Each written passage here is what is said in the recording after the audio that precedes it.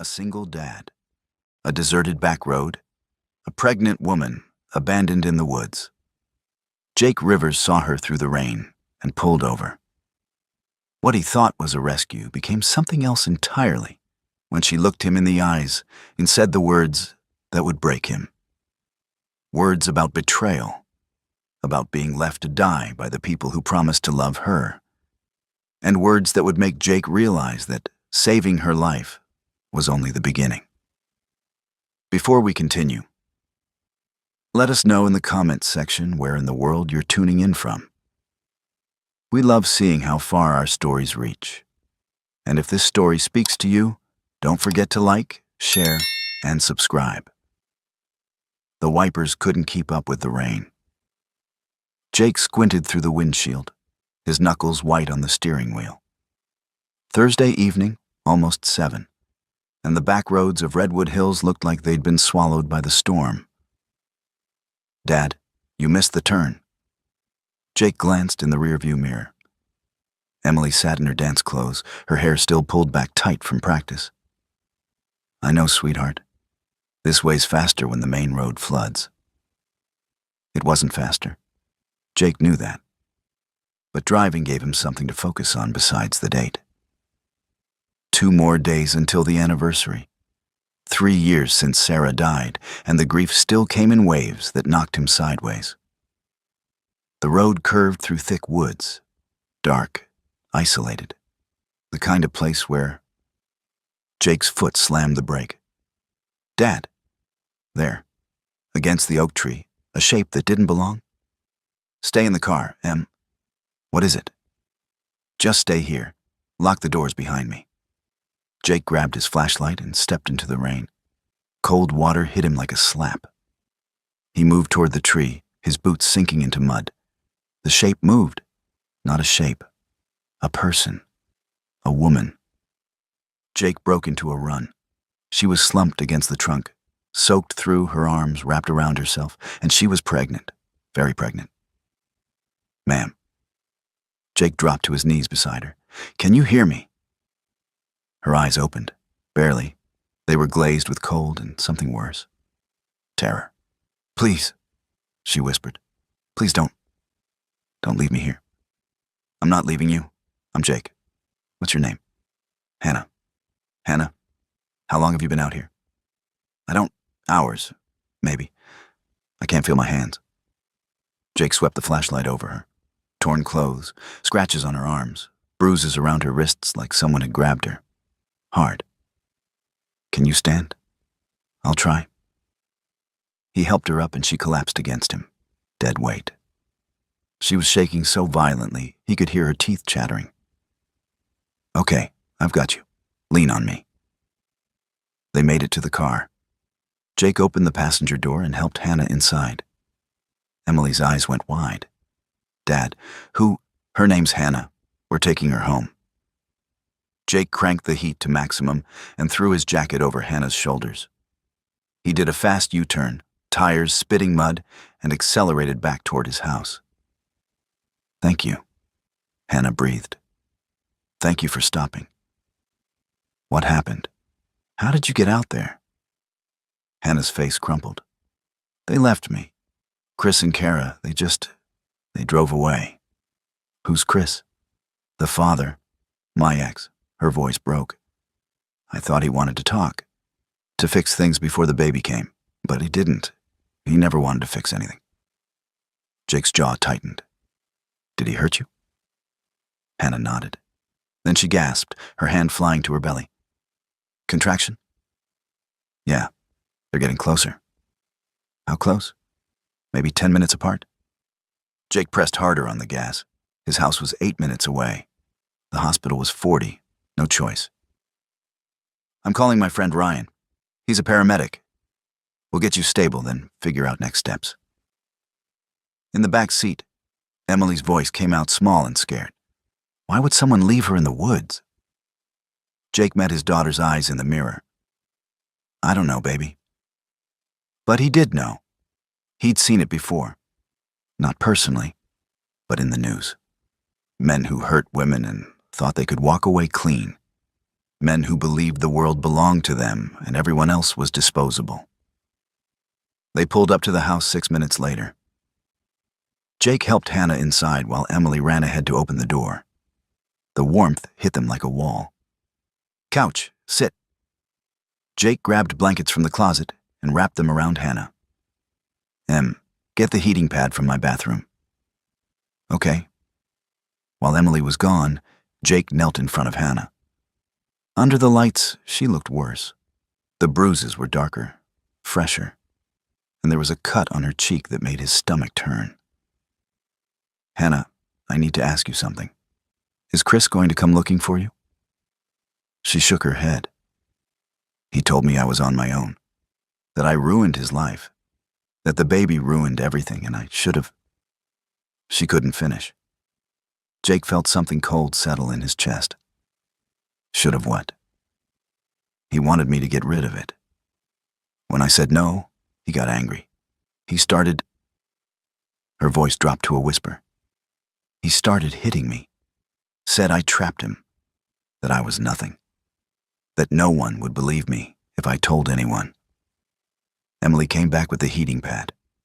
Jake plugged it in and placed it on Hannah's lap. "Dad, should I call 911? "Not yet. Let me call Ryan first." Jake stepped into the kitchen and dialed. Ryan picked up immediately. "Jake, what's going on?" "I need you at my house, now. I found a pregnant woman abandoned in the woods. She's hypothermic in early labor, and I think she's been assaulted. How fast can you get here?" 15 minutes. Keep her warm. I'm coming." Jake hung up and returned to the living room. Hannah's eyes were closed, her breathing shallow. "Hannah, stay with me." Her eyes opened. "Why did you stop?" "What?" "Why did you stop for me? You don't know me. Most people would have just kept driving." Jake sat down on the coffee table across from her. 3 years ago, my wife died in a car accident. She was alone on a back road, not unlike this one. But people stopped. Strangers stopped. They held her hand while they waited for help. They made sure she wasn't alone when she... He swallowed hard. "So, no, Hannah. I couldn't keep driving." Tears spilled down Hannah's cheeks. "I'm sorry." "Don't be sorry. You didn't do anything wrong." "I did. I trusted him. I thought he loved me once. I thought that meant something." Emily came to stand beside Jake, her small hand reaching out to touch Hannah's arm. "My dad says love isn't what people say. It's what they do." Hannah looked at this 9-year-old girl, and something in her face broke open. "Your dad's right." Another contraction hit. Hannah doubled over, gasping. "Breathe," Jake said. "Just breathe through it." 30 seconds. 40.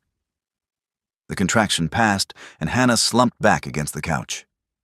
Headlights swept across the window. Ryan. Jake stood to let him in, but Hannah's hand shot out and grabbed his wrist. Her grip was surprisingly strong. "Jake, wait. There's something I need to tell you." "What is it?" She looked at Emily, then back at Jake. Fear flickered across her face. Raw, primal fear. "Chris didn't just leave me out there. Before they drove away, he told me something. He said even if I survived, even if someone found me, it wouldn't matter. He said he had proof that I was an unfit mother, that he'd take the baby the second it was born and I'd never see it again. He said he had lawyers, money, connections." Her voice dropped to a whisper. "He said I was nothing, and no one would ever believe me over him." Jake felt his blood go cold. And Kara, his girlfriend, she laughed. She actually laughed and said I should have died out there, that it would have been easier for everyone. The doorbell rang. Ryan. But Jake didn't move. He stared at Hannah, at this woman who'd been left to die in the woods, like she was garbage. And he felt something harden inside him. Something that felt like steel forging in a fire. "What's Chris's last name?" "Donovan." Chris Donovan. And Kara? Kara Walsh. Jake nodded slowly.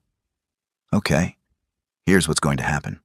Ryan's going to make sure you and the baby are okay. Then we're going to figure out exactly what Chris and Kara did. And then we're going to make sure they never hurt you again. You don't understand. He has money. I don't care what he has. Jake's voice was quiet but absolute. You're under my roof now. That means you're under my protection. And I promise you, Hannah, they're not getting away with this. The doorbell rang again. Jake went to answer it, and Ryan came in with his medical bag, already asking questions, already taking charge. But as Ryan examined Hannah, as Emily brought her water and held her hand through another contraction, Jake stood in the kitchen and pulled out his phone. He hadn't used these skills in years, not since he left his job as an insurance investigator. But some things you never forget. How to find people, how to track evidence, how to build a case that couldn't be ignored. Chris Donovan thought he'd committed the perfect crime. He thought leaving Hannah in those woods meant she'd disappear and his problem would solve itself. He was wrong. Because Jake Rivers had just made it his mission to prove that sometimes the people you throw away are the ones who come back to bury you. Ryan worked quickly, checking Hannah's vitals while asking questions in that calm paramedic voice that made everything seem manageable. Temperature, pulse, blood pressure. Hannah's answers came in fragments between contractions. Blood pressure's low but stable, Ryan said, glancing at Jake. She's dehydrated and hypothermic, but the baby's heartbeat is strong. Contractions are about 8 minutes apart now. Do we need to get her to the hospital? Jake asked. Not immediately. But if those contractions get closer or her water breaks, we move fast. Ryan turned to Hannah. You're doing great. Just keep warm and try to relax. Relax, Hannah repeated with a bitter laugh. Right. Ryan packed up his bag and pulled Jake aside into the kitchen. What aren't you telling me? Ryan asked quietly. What do you mean? Jake, I've known you for 15 years. You've got that look. The one you used to get when you were working a case and found something that didn't add up. Jake leaned against the counter. She was left out there on purpose. Her ex and his new girlfriend drove her into the woods and abandoned her while she was in early labor. Ryan's face went hard. That's attempted murder. That's exactly what it is. And according to Hannah, this guy has money and lawyers, and he's planning to take the baby from her the second it's born. Can he do that? I don't know, but I'm going to find out. Jake pulled out his phone. I need you to stay with them while I make some calls. Who are you calling? Everyone I used to know, starting with Jerome. Ryan raised an eyebrow. Your old college buddy? The civil rights lawyer? He owes me a favor, several actually. Jake stepped out onto the porch into the rain and dialed. Jerome picked up on the third ring. Jake Rivers. It's been what, 2 years? About that. Listen, I need your help with something. Tonight. Jerome's tone shifted. What kind of something? Jake told him everything. When he finished, there was a long silence on the other end. Jesus Christ, Jerome finally said. Okay, first thing tomorrow, I need to talk to Hannah. Get her statement on record. Then we file a police report and I start building a case. But Jake, you need to understand, if this guy has the kind of money and connections she says he does, this is going to be ugly. I don't care about ugly. I care about making sure he doesn't win. All right, I'm in. Send me the address. I'll be there at 8 a.m. Jake hung up and went back inside. Hannah was sitting up now, sipping water while Emily showed her pictures on her phone. This is from my last dance recital, Emily said. I was a snowflake. Hannah smiled. It was the first real smile Jake had seen from her. You look beautiful. My mom used to do my hair for recitals, Emily continued. But she died. So now Dad does it. He's not very good at buns. Emily, Jake said gently. It's okay, Hannah said. I'm sorry about your mom, Emily. It's okay. Dad says she's watching over us.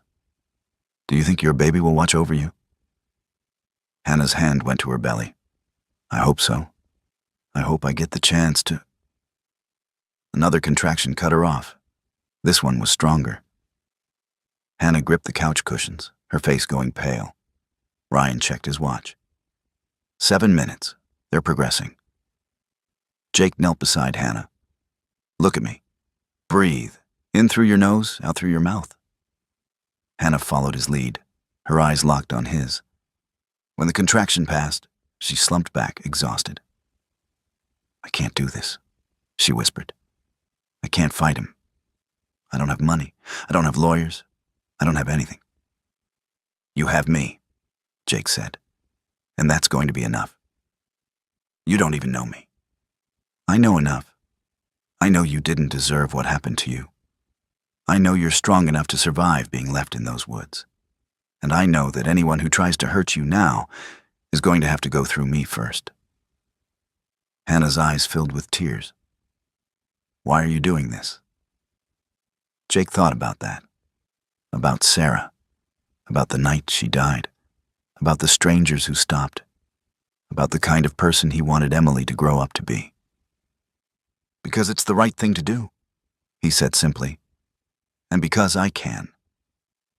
The night stretched on. Ryan stayed, monitoring Hannah's contractions. They slowed slightly, spacing back out to 10 minutes, then 12. By midnight, Hannah had fallen into an exhausted sleep on the couch.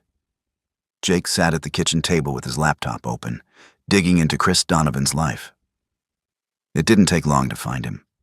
Chris Donovan, 32, sales executive at a tech firm in the city, 6-figure salary, new Audi, active on social media with photos of him and Kara at expensive restaurants, on beach vacations, living the life. And not a single mention of Hannah. Not a single photo. Like she'd never existed. Jake dug deeper. Credit card records, he still had access to databases from his old job, passwords that hadn't been changed. There, a charge at a gas station. The gas station near the woods where Jake had found Hannah.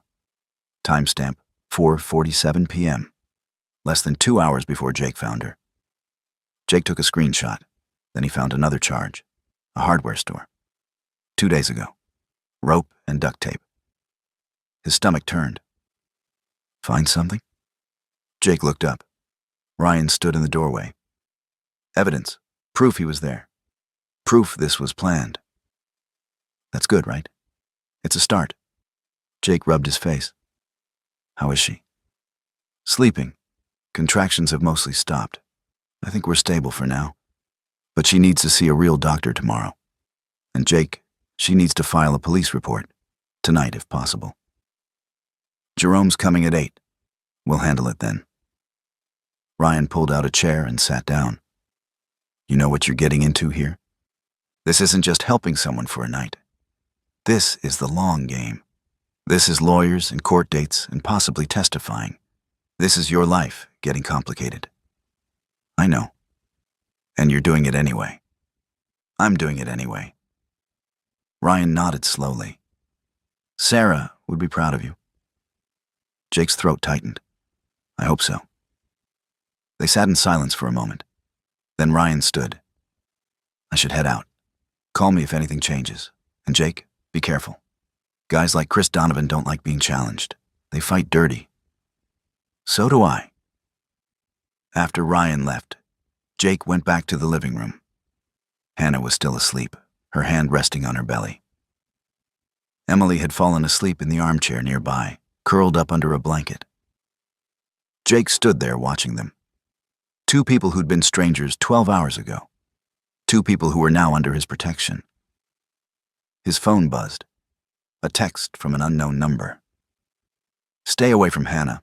This is your only warning. Jake's jaw clenched. He typed back, Who is this? No response. He took a screenshot of the message and added it to his growing file of evidence. Then he settled into the other armchair, positioned where he could see both the front door and the window. If Chris or Kara showed up tonight, they'd find Jake waiting. The hours crawled by. Around 3 a.m., Hannah woke up with a gasp. "Hey," Jake said softly. "You're okay? You're safe?" Hannah looked around, disoriented. I thought it was a dream. Not a dream." She sat up slowly.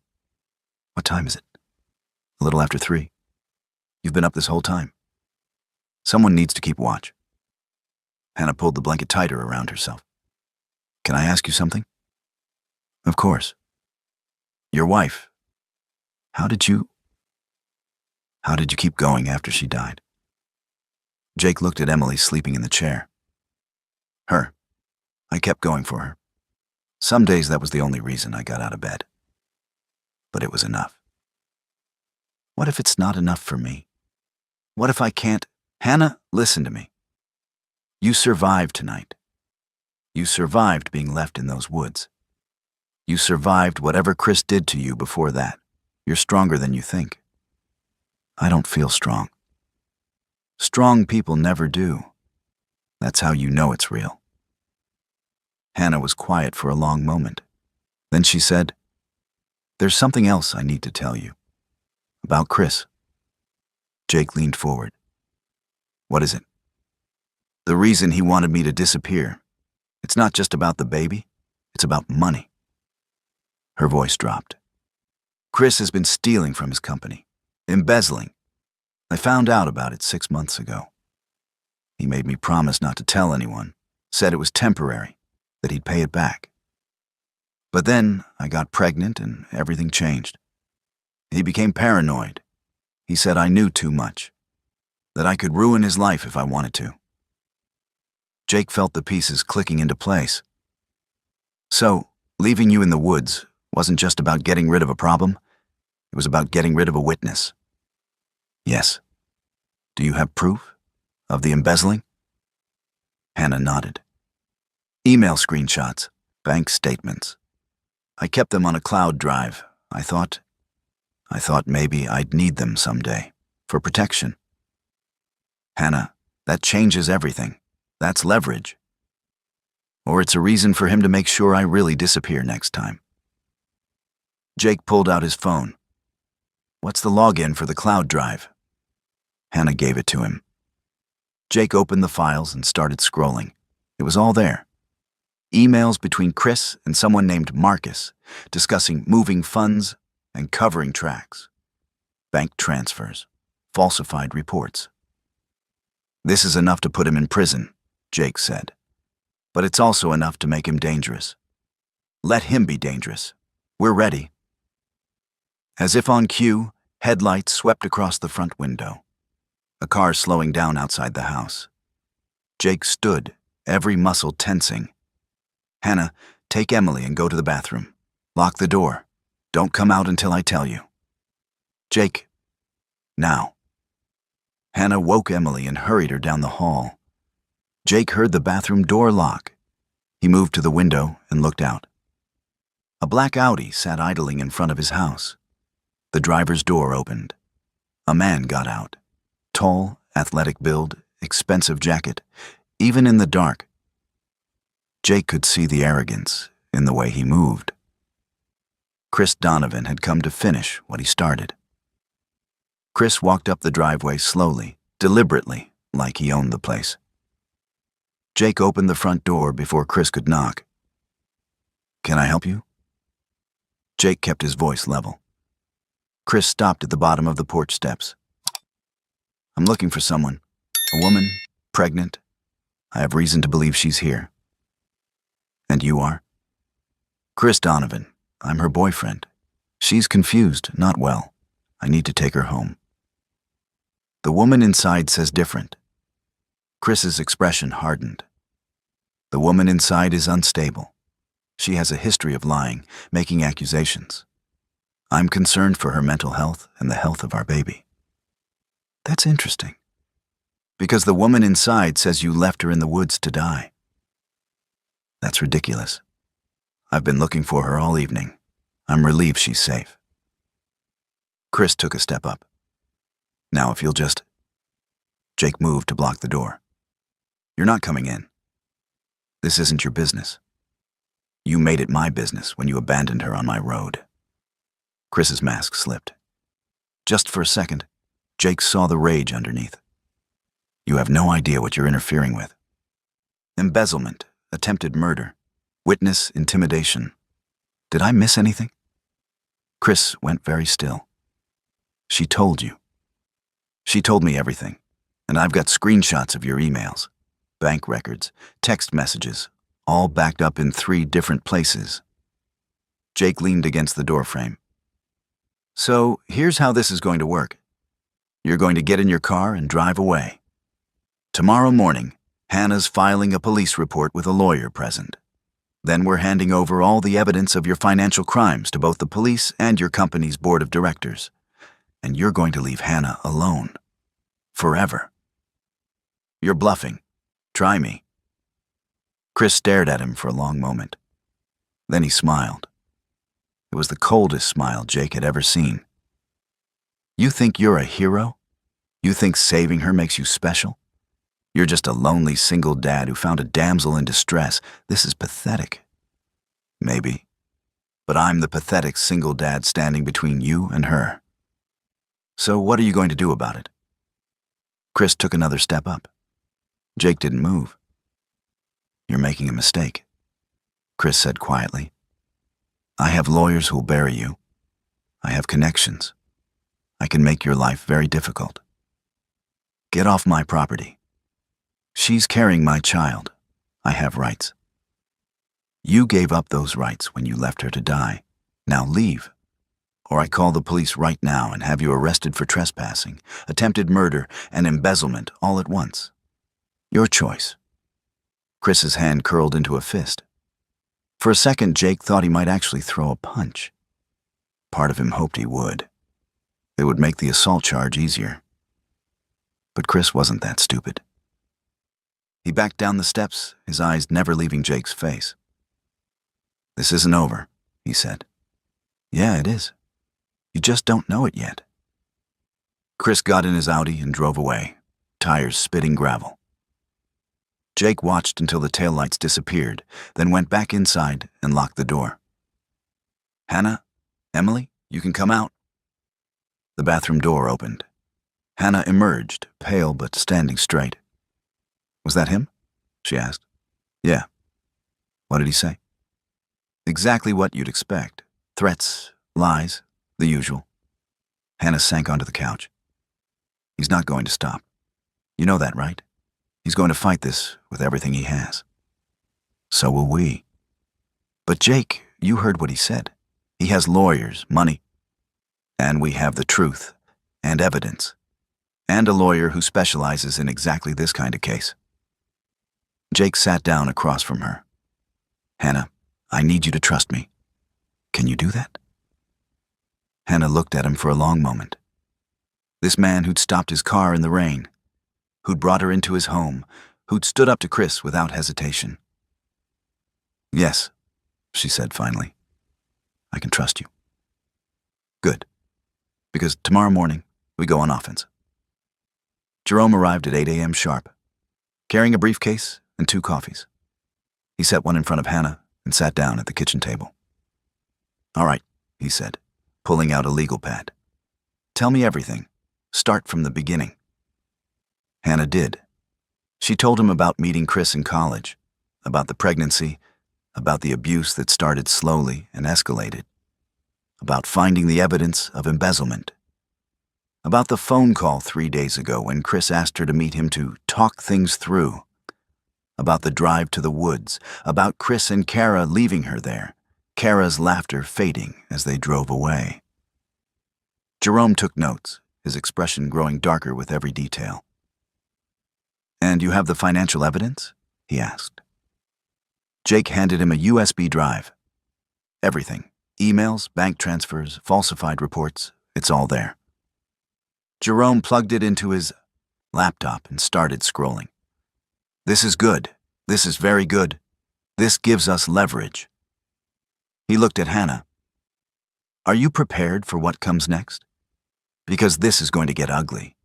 Chris is going to attack your character, your mental health, your fitness as a mother. He's going to try to paint you as unstable and vindictive.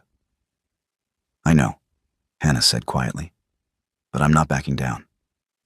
Good, because neither am I. Jerome closed his laptop. Here's the plan.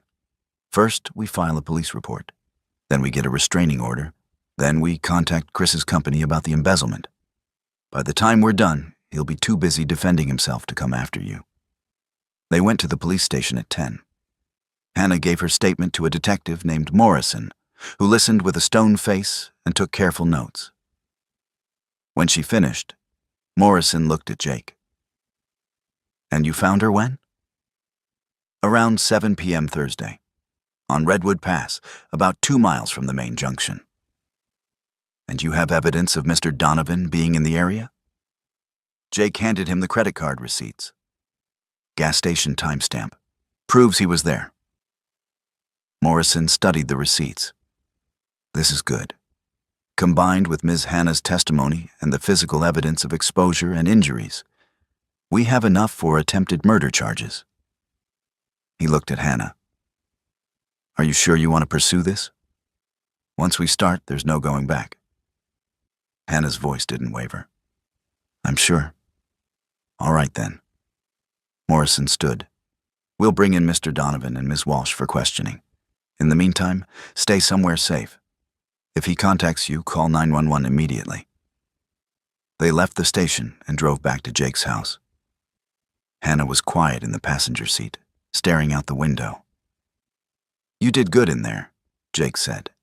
It doesn't feel good. It feels terrifying. That's normal. What if they don't believe me? What if Chris's lawyers find some way to twist everything?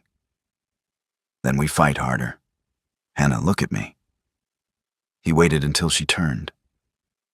You're not alone in this. You understand? Whatever happens, you have people in your corner now. Hannah's eyes filled with tears. Why are you doing this? Really? Jake thought about Sarah, about the strangers who stopped, about the kind of man he wanted to be for Emily. Because 3 years ago, my wife was dying on the side of the road, and strangers stopped to help her. They didn't know her. They didn't owe her anything. But they stopped. And they stayed with her until the end. They gave her something I couldn't. They made sure she wasn't alone. His voice cracked. So, when I saw you out there in the rain, I saw a chance to be that person for someone else. To be the stranger who stops. That's all.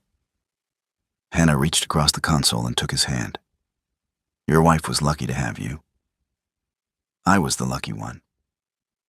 They sat there for a moment in the driveway, hands clasped, connected by grief and hope and the strange way life brings people together in their darkest moments.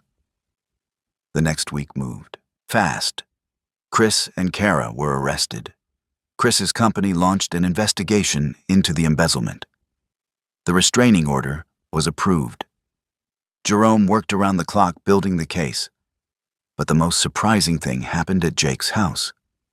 Hannah stayed. At first, it was practical. She had nowhere else to go. But as the days passed, something shifted. She started cooking dinner. Emily started coming home from school excited to show Hannah her homework.